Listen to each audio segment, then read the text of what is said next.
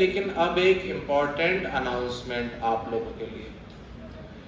Foreign languages का group बन गया है, देखा होगा तुमने, आप लोग जुड़ भी गए हो उसमें। उसमें आपकी चॉइस पूछी थी मैंने अभी, एक जो गूगल फॉर्म भेजा गया है आप लोगों को, वो आपकी चॉइस पता करने के लिए है, वो असली फॉर्म नहीं है। जब कॉलेज को ये पता चल जाएगा ना कि किस लैंग्वेज में कितने बच्चे आना चाहते हैं, तो उसी लैंग्वेज को शुरू किया जाएगा। अब कॉलेज की कोशिश ये भी है कि अगर एक से ज्यादा लैंग्वेज में बच्चे हैं तो वो भी शुरू करा दी जाएगी। तो ध्यान से मेरी बात सुन लो। देखो, अभी तक हमारे पास 35 स्टूडेंट जुड़ चुके हैं, 35 बच्चे इंटरेस्टेड हैं फॉरेन लैंग्वेज सीखने में। इसमें से 10 बच्चे लगभग फ्रेंच के हैं, 10 बच्चे ही जर्मन के हैं, 12 से 13 बच्चे स्पेनिश के हैं, 4-5 बच्चे किसके हैं, जापानीज, और 1-2 बच्चे किसके हैं, कोरियन। वैसे कोरियन का अभी तक एक ही था। तो जहां तक मुझे लग रहा है, या तो स्पेनिश शुरू होगी कॉलेज में, या फिर फ्रेंच, या फिर जर्मन। अभी तक मेरे पास जिन बच्चों का डेटा आया है उसमें अभी नंबर 1 पे कौन सी चल रही है, स्पेनिश, नंबर 2 पे फ्रेंच और जर्मन एक साथ चल रही हैं। तो देखो, तुम एक प्रैक्टिकल बात सोचो, लैंग्वेज एक ही शुरू होगी कॉलेज में। अब तुम लोग अपनी अपनी ढपली, अपना अपना राग करोगे ना कि मेरे को तो कोरियन सीखनी है, तो एक बच्चे के लिए तो कोरियन शुरू होगी नहीं। तो जिस बच्चे ने कोरियन भरा है वो फायदे में कब रहेगा, जब या तो वो भी स्पेनिश ले ले, या फ्रेंच ले ले, या जर्मन ले ले। क्योंकि आपने देखो वोट किया और आपका प्रधानमंत्री नहीं बना, तो ऐसा लगता है ना कि बेकार गया वोट।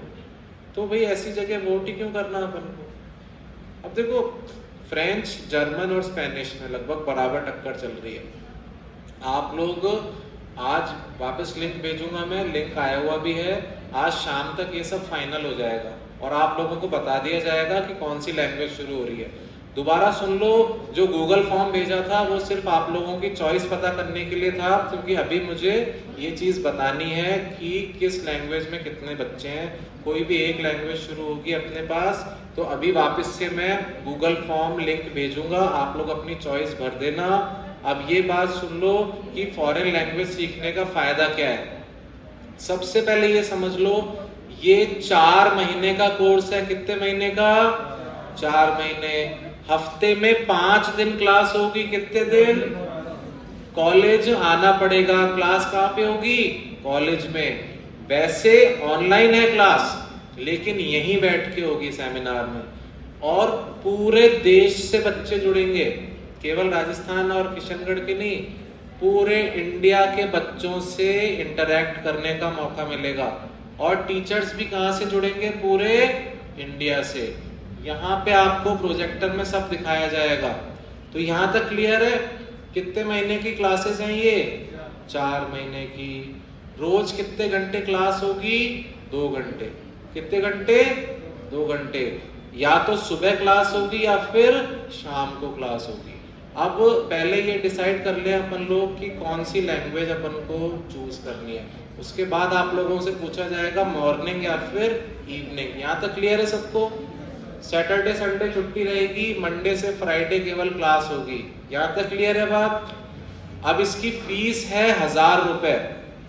अगर कोई कॉलेज का स्टूडेंट है तो उसको केवल 1000 रुपए फीस देनी है। लेकिन कॉलेज से बाहर का कोई ये लैंग्वेज सीखना चाहता है तो उसके लिए फीस कितनी है, 3000। क्लियर है ये बात।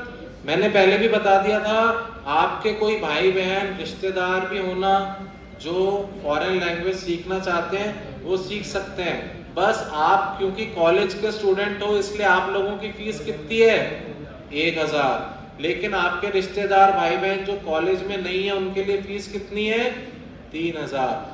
अब सबसे इंपॉर्टेंट बात सुन लो। देखो, इस सर्टिफिकेट की वैल्यू इतनी ज्यादा है कि आपको ये सर्टिफिकेट मिल गया मतलब आपको कहीं भी जॉब लग जाएगी लैंग्वेज सिखाने में।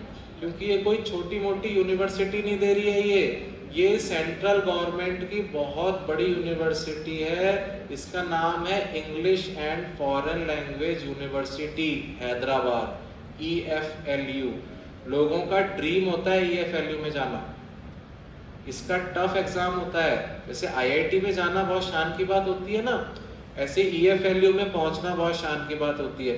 अभी क्लास शुरू होने से पहले मैं EFLU के फ्रेंच प्रोफेसर से ही बात कर रहा था। अभी आप लोग कुछ बैठे भी होंगे, मेरी उनसे बात हो रही थी, वो फ्रेंच सिखाते हैं वहाँ पे। तो वहाँ मैंने यही बताया भाई 10 बच्चे फ्रेंच में आना चाहते हैं, 12-13 बच्चे स्पेनिश में हैं, तो वो आगे का सिस्टम अपन लोगों को बताएंगे। लेकिन उनसे बात करना ही एक सम्मान की बात है, क्योंकि ये लोग क्या है, बड़े लोग। आप लोग इनसे जुड़ोगे तो बहुत कुछ सीखोगे। समझ रहे हो ये बात? तो इस सर्टिफिकेट की वैल्यू बहुत ज्यादा है पूरी दुनिया में। मतलब इंडिया में इससे अच्छा सर्टिफिकेट तो नहीं मिल सकता आपको। आप कहीं भी लैंग्वेज सीख लो, जैसे डिम्पल बता रही थी ड्यूओलिंगो की, और एक आध चीजें बता रही थी ना उसको, या आप लोगों को शायद ये नहीं पता कि EFLU क्या चीज है। लैंग्वेज के मामले में इंडिया में नंबर 1 कोई जगह है तो वो कौन सी है? EFLU। अच्छा देखो, अक्सर क्या होता है ना, आप सब बच्चों को ये भ्रम हो जाता है कि कॉलेज आपके पीछे पड़ रहा है। लैंग्वेज कौन सीखेगा? आप लोग। आगे फायदा किसका होगा? आप लोग। यहाँ तो कॉलेज को तो बल्कि बहुत मेहनत करनी पड़ेगी सारी व्यवस्थाओं के लिए। कोई ना कोई टीचर्स होंगे जिनको सुबह जल्दी आना पड़ेगा, जिनको शाम को लेट तक रुकना पड़ेगा। तो किसी भी बच्चे के दिमाग में ये गलतफहमी है ना कि कोई कॉलेज का फायदा है इससे, तो ये गलतफहमी निकाल देना, क्योंकि अभी तो चांसेस जहाँ तक बन रहे हैं ना कि कोई भी लैंग्वेज शुरू नहीं होगी। क्योंकि आप लोग क्या कर रहे हो, आप लोग इसकी वैल्यू नहीं समझ रहे हो, ऊपर से अपनी अपनी टपली अपना अपना राग कर रहे हो। जब पता है कि कोई जापानीज नहीं सीखेगा, फिर भी बच्चों ने जापानीज पे टिक किया हो। अगर जिन बच्चों ने जापानीज पे टिक किया है तो तुम उसकी संख्या 10 तक पहुंचा दो, 10 बच्चे जापानीज पे हो गए, जापानीज शुरू हो जाएगी। समझ रहे हो ये बात? समझदारी रखनी चाहिए, मूर्खता नहीं करनी है अपन। दूसरी बात, ये बात बिल्कुल दिमाग से निकाल देना कि हम लोगों को इससे फायदा है। वो तो प्रिंसिपल सर हैं जो इतना कर रहे हैं। तुम्हें पता है पूरे राजस्थान में 5वां कॉलेज होगा अपना जिसमें ये चीज शुरू हो रही है। बड़े बड़े कॉलेजों में नहीं है ये चीज। अभी मेरी बात हो रही थी 5वां तो क्या, दूसरा या तीसरा भी हो सकता है, क्योंकि कई कॉलेजेस में हो ही नहीं पा रहा है। अभी केवल बांसवाड़ा में है, एक आध जगह ही है। मौका छूट जाएगा तो कभी नहीं मिलेगा, क्योंकि अभी तो प्रिंसिपल सर हैं। नेक्स्ट फिर क्या एडमिनिस्ट्रेशन हो, कॉलेज आयुक्तालय से क्या आदेश आए, मौका मिले या ना मिले। तो ये मैंने आपको थोड़ा सा ब्रीफ किया है लैंग्वेज के कोर्स के लिए। इस क्लास के खत्म होने के बाद जिसको जिस लैंग्वेज में अपना रजिस्ट्रेशन कराना हो, मैं यहीं बैठा रहूंगा 10 मिनट, मेरे पास आ जाना, मैं ग्रुप पे जोड़ दूंगा आपको, काउंसलिंग भी कर दूंगा आपकी कौन सी लैंग्वेज सीखने में फ़ायदा है। वैसे मैं साफ बता रहा हूँ आपको कि इजी पड़ेगा स्पेनिश सीखना। सेकंड नंबर पे फ्रेंच होनी चाहिए, फ्रेंच में बहुत सारे बच्चे इंटरेस्टेड भी हैं। क्लियर हो गई ये बात? अब इससे आपको अपॉर्चुनिटी क्या क्या मिल सकती है? फ्रेंच, स्पेनिश, जर्मन सीखने से आप विदेश में जाके टीचिंग का काम कर सकते हो। यहाँ पे आप टीचर बनोगे 25-30 हज़ार, 40 हज़ार से ज़्यादा कोई नहीं देगा आपको। वहाँ पे 4-5 लाख से तो बात शुरू होती है, क्योंकि विदेशों में पैसा ज़्यादा है। तो इंडियन गवर्नमेंट कोई पागल थोड़ी है कि इनको स्पेनिश सिखाएं, फ्रेंच सिखाएं। जिस चीज़ का कोई फ़ायदा है वही चीज़ सिखाई जाती है। दूसरा, आप टूरिस्ट गाइड बन सकते हो, बहुत ज़्यादा अपॉर्चुनिटीज़ हैं। कोई यूट्यूबर है, ट्रैवल ब्लॉगिंग करता है, विदेशों में जाके वीडियो बनाना। तो मतलब मेन बात है, आपको एक लैंग्वेज आ जाती है तो आपके सामने बहुत सारी पॉसिबिलिटीज़ खुल जाती हैं। 1000 रुपीज़ इसकी फीस है। आज शाम तक डिसाइड हो जाएगा कि हम कौन सी लैंग्वेज कॉलेज में शुरू करेंगे। अगर 2 लैंग्वेजेस में 10 से ज़्यादा बच्चे हो गए तो हम 2 भी शुरू कर देंगे।